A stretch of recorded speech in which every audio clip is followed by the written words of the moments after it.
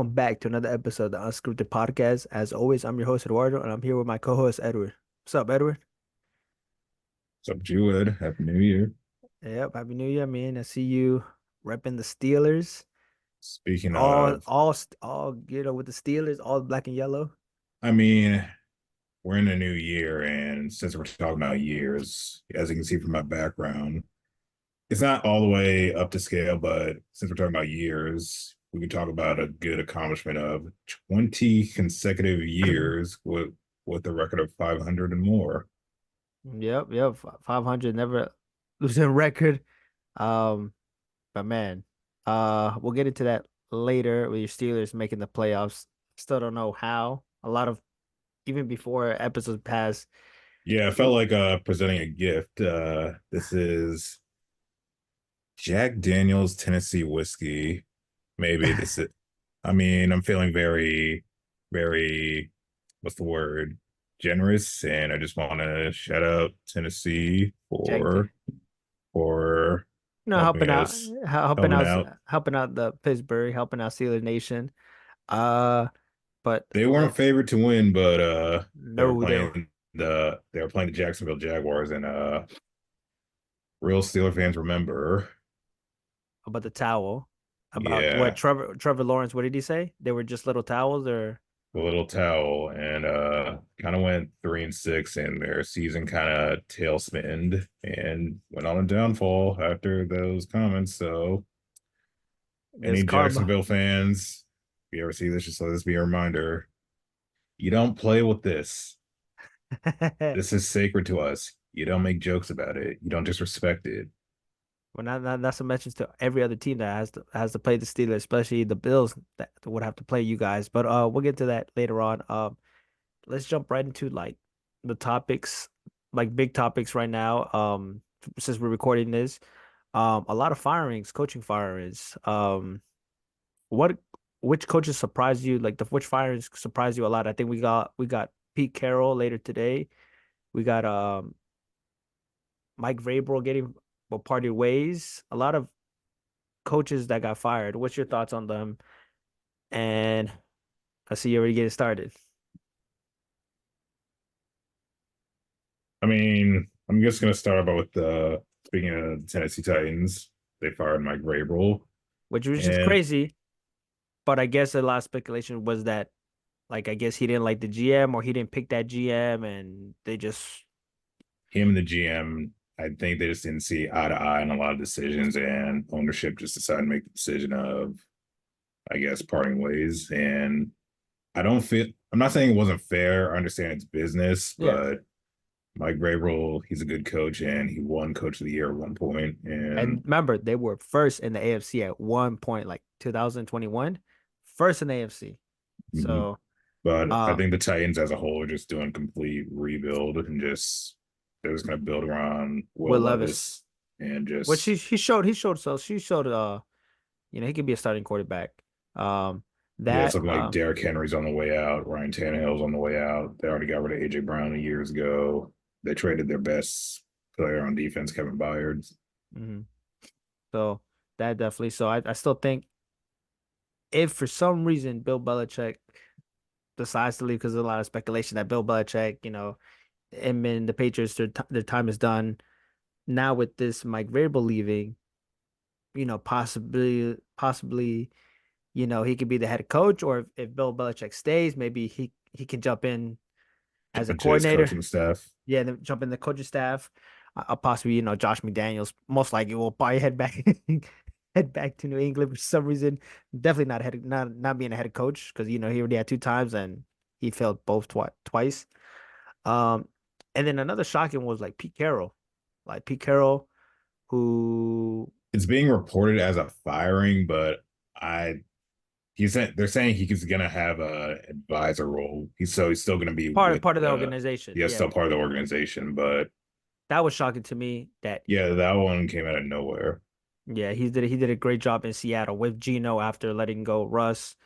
That was shocking, but it's a lot of vacancies. Obviously, there's two. There's a lot of vacancy, but there's the number one, obviously, the Chargers with Jim Harbaugh, or was it Jim or John? Jim, right? I think it's Jim Harbaugh.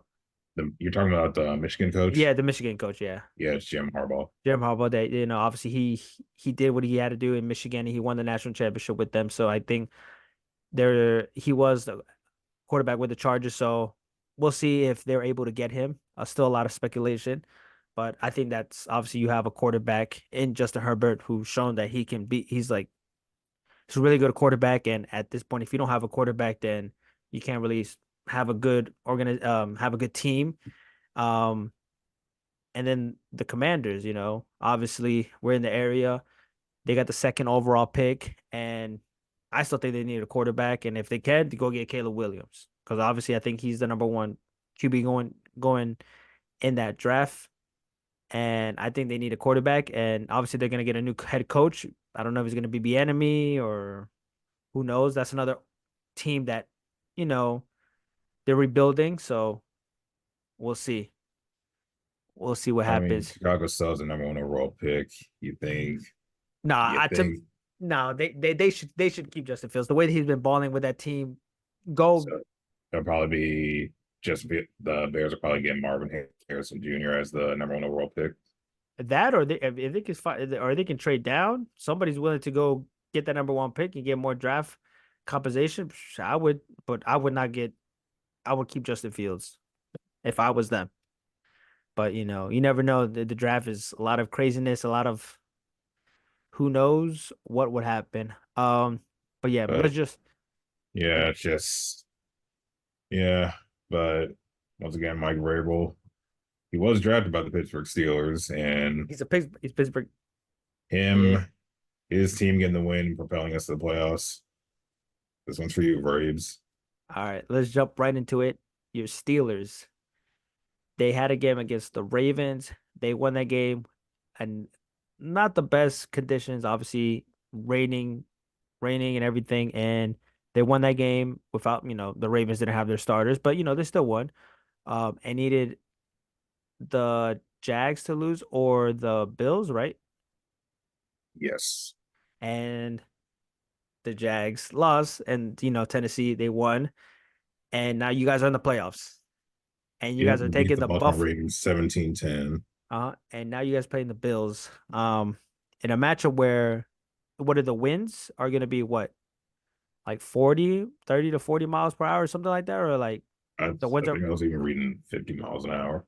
yeah, so the passing game is probably not gonna be, you know, it's gonna be a lot of running, obviously, and this actually favors the Steelers because you guys have gotten the running game going, like we said prior in other episodes where the Steelers weren't playing that as well in the running game and what was happening, and then Najee and got back his form, and now he's back with Yeah. him and Jalen Warren. You Yeah, know, he went for 112 yards against Baltimore's defense, and now he has his third consecutive 1,000-yard rushing season. mhm, And yeah, the Steelers, they pretty much understood the assignment. It has been a very tumultuous season with, well, I'll say his name. We had to get rid of Matt Canada. mhm, It's been Kenny Pickett's injuries, inconsistent QB play. We had to stick with Mason because he's a hot hand, and it's been providing positive results moving forward. mhm. Now, So, go now ahead. there's now to say this matchup, you guys aren't favored. Obviously, the Bills are favored because they're playing in Buffalo. But how do you see this game going? Obviously, be objective here. Obviously you're a Steelers fan, but be objective. How do you see this game going? Because obviously, James Cook, he's been balling, and then you also got to keep in mind Josh Allen. He's part of that run game too, so he's Mhm. he's probably gonna be rushing. Not like I said, not a lot of throwing because of the wind. It's gonna be like a 1 o'clock game. I think it's a favorable matchup for the Steelers. I think even if they would have faced Kansas City, I think their defense would have done well. Now, you guys aren't playing with TJ Watt, right? He's out for this game. I have to work this. I'm trying to give all the good vibes and the good energy to Now that's a key help my fact. team help my team out. But even though we don't have TJ, we are That's getting Minka Fitzpatrick back, another All Pro but on TJ the back Watt, end. but TJ Watt's a big part of this team and the big factor on the defense. But that's a key player. That's a key player to be missing. Um, but yeah, he's not gonna be there. But how do you see this game going? Uh, I would probably say the only way for the Steelers to win this game is to pretty much they gotta run the ball, have good have a good run game with Najee Harris and Jalen Warren.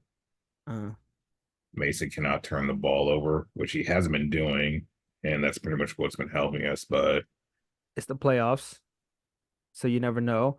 Um, right now, for what I'm seeing, the under is 36.5. So it probably would be a lower scoring game because of the conditions, the wind.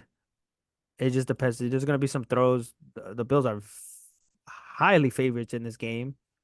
They're at -10, which is I think this game's gonna be a very close game.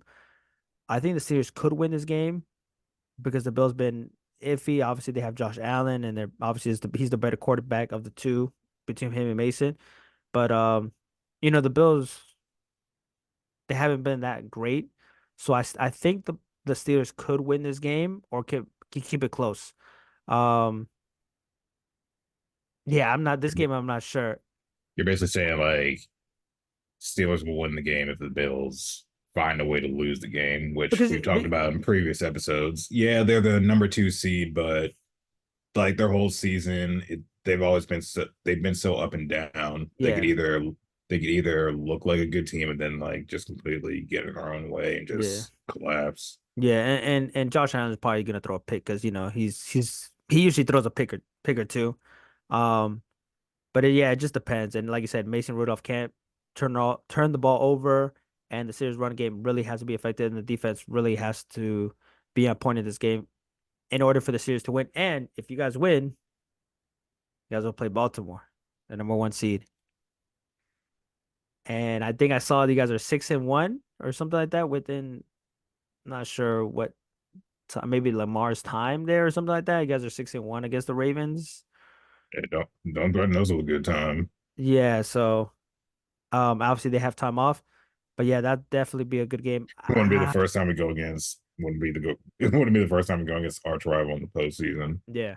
But man, it's gonna be tough, but I'm gonna choose the Bills, but I'm a little iffy about that pick. I'm going with Buffalo only because it's at home and Josh Allen, but I would be surprised if the Steelers win. Obviously, you're going with the Steelers. Let's go to another game. Like you said, AFC, the Browns versus the Texans, which we gotta give it up to the Texans for the great job that D'Amico Ryan has done Absolutely. with the rookie quarterback with CJ Stroud that should have been the first overall pick in last year's draft. And obviously the Texans were like horrible organization. Everything that was coming out of that organization and the fact that what he did and he brought that team to a playoff is amazing. And I think this is a great accomplishment. Even if they don't win or they get far, it's an accomplishment for them and it's for The the rookie future. head coach and the rookie quarterback find a way into the postseason when a lot of people just had like huge question marks about that organization after they drafted and then got rid of Deshaun Watson, and Then yeah, now everybody thought they got rid of JJ Watt, DeAndre Hopkins, Deshaun Watson, like key pieces of that franchise, and now they're kind of in purgatory, and now they're just back in the playoffs. they're back in the playoffs. They'll have a home, but they're going against Joe Flacco footsteps. Man, he's been slinging it out. He slings the ball. I think he's averages like 300 yards per game, but he's gonna throw a pick or two. He's gonna throw a pick, but that defense, that Browns defense, is what has got them there. Obviously, um, man, I'm gonna take the Browns here because of that defense, that historical defense. Now this game, it's the Browns are favored by a little bit. They're at 2.5. They're favored by 2.5. Ah man, I'm taking the Browns just because of the defense, and I think Joe Flacco will. I think he will have a good game. I'm really surprised he will throw a pick, but I'm taking the Browns in this game. It's the first game on Saturday. and they're playing at Cleveland. No, they're playing at Houston. They're playing Houston. Yeah, but it's just that defense. I think that defense will be too much. And then see, obviously, CJ Stroud is a rookie, but that defense is really good. Now the Browns did beat them without the Browns beat the Texans, but they didn't have CJ Stroud. So, but I'm still taking the Browns. I don't know about you. I mean, CJ Stroud, I think maybe he's also not just getting to the postseason, but I think he's also solidified maybe his case for offensive rookie of the year. Oh, for sure, he's the rookie of the year. Yeah, So he does play, he plays with like this swagger and like the like with this confidence too. And remember the whole he's an Ohio State quarterback, the whole knock on Ohio State quarterbacks where like they can't really like play well in the NFL. But I think CJ's kind of changing the narrative. narrative. Hmm. And And he obviously, plays that's with how. like he plays also like this type of edge, and he basically looks like a 10-year vet as opposed to just being a rookie. Yeah, yeah, and he showed that, especially against the game against the Colts, that was like for the division. So he looked great. Obviously, having they don't have Tank Dell, but they have what's the receiver's name? Nico Collins. Nico Collins. They have like Noah Brown. Obviously, they have Dalton Schultz, and then their running back was it Singletary? No, Yeah, not yeah, Singletary. Devin Singletary. Yeah, so they're good, but I'm still taking the Browns in this game. Who do you got?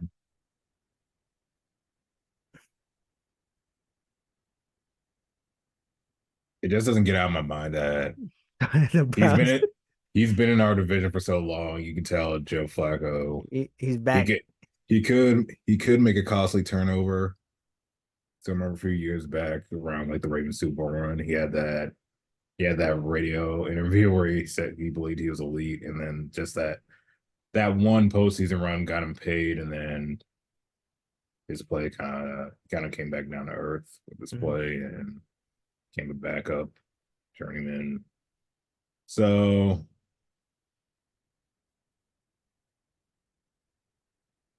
I'm just gonna say this game's gonna come down to a field goal. I just don't know I who mean will that. I really mean be the that. winner. I mean that's how they have it. That's how they have it. They have it by winning. The Browns winning by a field goal. Another game we got Saturday is the Dolphins versus the Chiefs. Now this game is gonna be below when minus like negative like it's gonna be is it set out to be like the coldest game in the NFL, one of the coldest game in history in the NFL. And they're Below saying zero, it's expected to be 0 degrees Fahrenheit. That's what it's supposed to yeah, feel like. like below, man. And it is, I mean, man, I don't know. That grass is gonna feel very slippery. I don't know how that game's gonna go. What did they? I'm sure the Chiefs are favored. The Chiefs are favored by 4.5. Um, yeah, I don't know how this game is gonna go because the Chiefs haven't been playing well, and the Dolphins have gone down the drain. Like they haven't been playing well either. They could have won the division. They were favorites to win the division. They didn't. They didn't win the division. They lost against the Bills. Obviously, on Sunday night. The Chiefs still have a pretty solid defense to kind of like cover up their The offensive offense, struggles. like if But the also offense, yeah, but also with Miami, they've also been kind of like hammered by injuries, even though they were like early in the season, they were looking like definitely like the world beaters in the AFC yeah, but they're gonna get Raheem Mostert back, I think. Jalen Waddle, um, and obviously the Cheetah. He's gonna be there. Um, playing his former team. his former team. I think he's gonna have a big game. The Chiefs receivers really have to really step up, and in that cold, they have to get the right gloves and everything because that ball thrown in the cold, your fingers doesn't. It's not a great feeling. So the receivers really have to step up. Obviously the Dolphins can run the ball. Raheem Mostert, Achan. Who's the other Mostert, Achan, and I'm missing somebody. Have another running back on there. That's most of their HN. Yeah, it's another. I forgot who it is. Another speedster, but they can obviously hand it off to Tyreek. I'm going to say I'm going to say the Chiefs because the Dolphins are not. They're a Florida team, and they got to play in the cold. I'm gonna give the advantage to the Chiefs. Also, they are playing in Arrowhead, and I know it hasn't been his best season, but we've seen enough that postseason Mahomes, we've seen enough that he can probably turn it up and he'll try to do what he can. He'll do what he can to like try to get him to win. And they got Travis Kelce. He didn't play last week, so more rest for him. I think he's been injured. Um, so a lot of key players have been everybody's banged up in the NFL. Everybody's banged up. So just having them being rest up, like you said, but it's an Arrowhead. I'm going for the Chiefs in this game in a close game. Definitely under. I think the over under is at 4 44 and a half. I would definitely take the under because of the weather conditions in that game. Um, yeah, we'll see what happens in that game on Saturday. And now you got Sunday, Packers versus the Cowboys. Yep. The Yeah, seven seed Packers, they they fought hard and they found a way into the playoffs. that's crazy. Like, but it just shows like that organization can find quarterbacks because Jordan Love, when he got drafted, they're like, why Packers fans were like, why you could have got another receiver, you could have done something, you could have, Aaron Rodgers because they got to the NFC Championship, they lost, and then they draft Jordan Love. But now you're seeing why they draft Jordan Love. He was a work in progress in the beginning of the season, but now he's really stepped up, and he is the future of the Packers. And he got up to the postseason, his first full season as a starting quarterback for the Packers. Yeah, it's really impressive. What's not really getting talked about is his first full season of starting through 32 touchdown passes. That's pretty good. And with young receivers too. Young receivers, Jalen Reed, Christian Watson, Romeo Dobbs. They got Musgrave. And then obviously the running backs, the duo, AJ Dillon and I missed another one. Aaron Jones. Aaron Jones, yeah, Aaron Jones. So it's really impressive. These games are they have history, the Packers and Cowboys, obviously with that, uh, Des Bryant Oh yeah, catch. that Yeah. infamous game from 2014. Yeah, so this game has a lot of history, obviously, and then you got Big Mike McCarthy back, going against one of his former teams, the Packers. I'm still going with the Cowboys. I think they're really good at home. You can see the difference at home versus away, and they got the number 2 seed, so they will be playing at Yeah, the home. defense. They'll be at, I know we like to give the Cowboys a hard time, but their defense has looked legit pretty yeah. much I this whole mean, season. the Jordan Love just throw it to by Deron Bland. Obviously he's like the weakest part of that side. Obviously he has interceptions. He has the record of the most pick sixes. But that duo with with Prescott and CeeDee Lamb is it's impressive, especially what they did against the Commanders, which I mean they were playing horrible anyways, but though those two have been playing really well together, and hopefully this we'll see if Pollard can get going in this game. Like I said, it's in Jerry World. They're undefeated in at home, and they will play at home until they play the Niners, I guess, if they make it that far. Which is impressive because like the you can see the comparison at home and away. It's completely basically two different teams, which is crazy to me. But I'm still with going with the Cowboys in this game. The Cowboys are favored by 7.5. I think the Packers can give them a good run, but I'm still taking the Cowboys at home. I probably I'll probably say final score probably 31-24. Yeah, the over under is 50.5. The Cowboys are they're gonna probably do more than 30. They'll probably score around 30 points at home.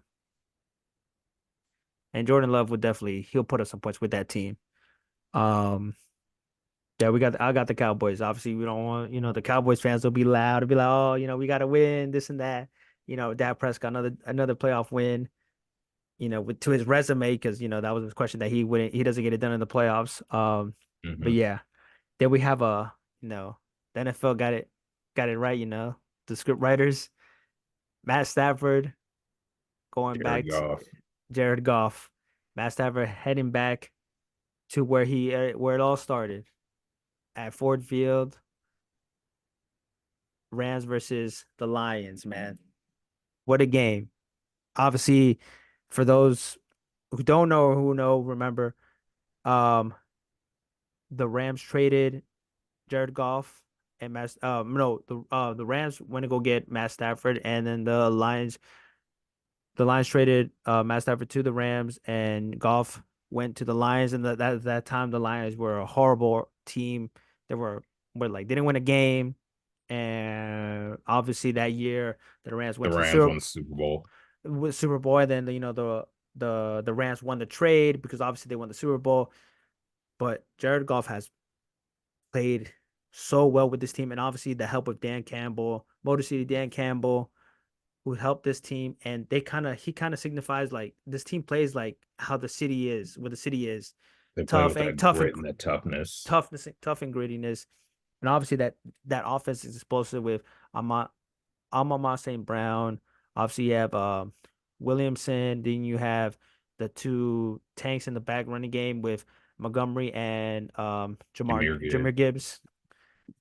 But then you have a young Rams team with Puka Nakua, who he broke the all rookie receiving records.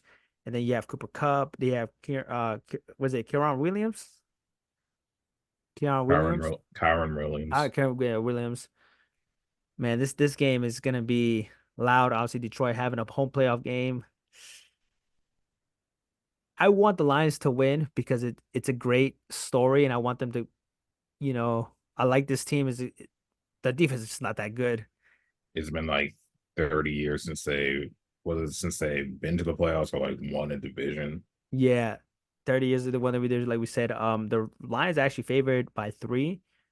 Um, man, like I said, I want the Lions to win, but I just see Matt Stafford going back to Ford Field, back in Detroit, and just ruining the party for them.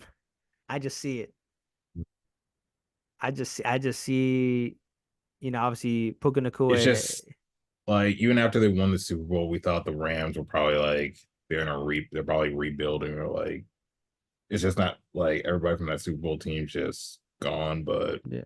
a Sean McVay coach team, they're always what we see now is like they're always going to be an offensive juggernaut. And remember, like in the what is it like in Matt Stafford said like he couldn't really connect to his team because they were a bunch of young guys, so we didn't know how He's kind of uh, like the older guy. older guy. But hey, man, they really connected and they made it to the playoffs. And it's really, like you say, it's really impressive what Sean McVay has done, and his coaching and his team really stepped up. I'm going to say Detroit, but I don't know. I'm going to say Detroit wins in a close game just because they're at home. But it's definitely going to be a lot of points. This game is going to be very entertaining. I think a lot of points are going to be scored in this game. And Jared Goff, he has that. He doesn't forget. He's like, I'm gonna show you why you shouldn't have traded. Like, Like he got him to a Super Bowl. He's he still got number one overall pick. yeah, Say what you want about him. He still kind of gets the job done. yeah. So I think he got a chip on his shoulder, and I think he's gonna ball out. I think there's gonna be a lot of points in this game. I'm taking the Lions in this game. Who you got? Like the Rams. Like the Rams? All right. We'll see. We'll see.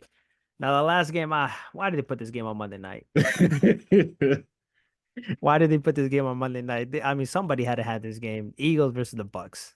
not just that game. It's just like it's weird seeing a playoff game on a Monday night. The Bucks. Remember, the Bucks played that Monday night against the Cowboys when the Cowboys won last year, or Tom Brady's last year. Tom Brady's last year.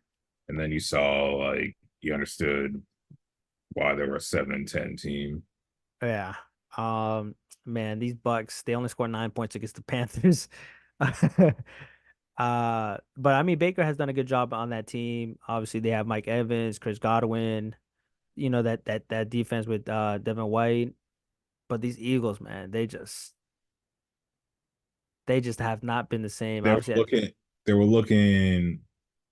They're the reigning NFC champions, and they're expecting them to get them back to the Super Bowl, and they were still kind of like they had like moments where they're still looking like that tough, gritty team, but now they've lost like four out of their last five, I believe. Yeah, they started 10-1 and they lost 4 out of the 5. And they have not even the games they were winning, they didn't look good. Um, like obviously, like we said, Jalen Brown, I mean AJ Brown was playing so well, and we were looking at him like as a top receiver, him and Tyreek. But now they just everything's just gone down. They And like haven't played. their defense is just banged up, and they just haven't looked the same. And I remember if they were to win, they'd be going back to they'd be facing against San Francisco. But I feel like after that San Francisco game, when the Niners kind of like stomped them, oh kind no, of just dog walked them. they would do the same thing. I think if somehow the Eagles win this game, I think Yeah, if I feel like that Niners game kind of like they just robbed the Eagles of like their toughness and like their edge. mhm. Yeah, man, I'm I'm I I'm taking the Eagles, but it would probably be a close game. I'm taking the Eagles, I guess.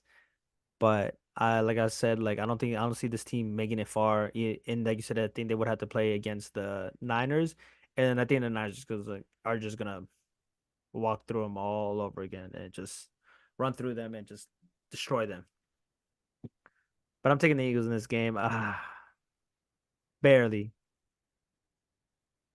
I'm gonna No, you know what? I'm taking the Bucks. I'm gonna yeah, say the I'm gonna say the Bucks just because of that I defense. feel like the Bucks pull off the upset. Yeah, and I think if Baker doesn't make that many mistakes and they should good. And the defense really has to step up with that Bucks because the Bucks have a really good defense. And as long as Baker doesn't make mistakes, I think this team, the Bucks will beat the Eagles. But it'll be a close game.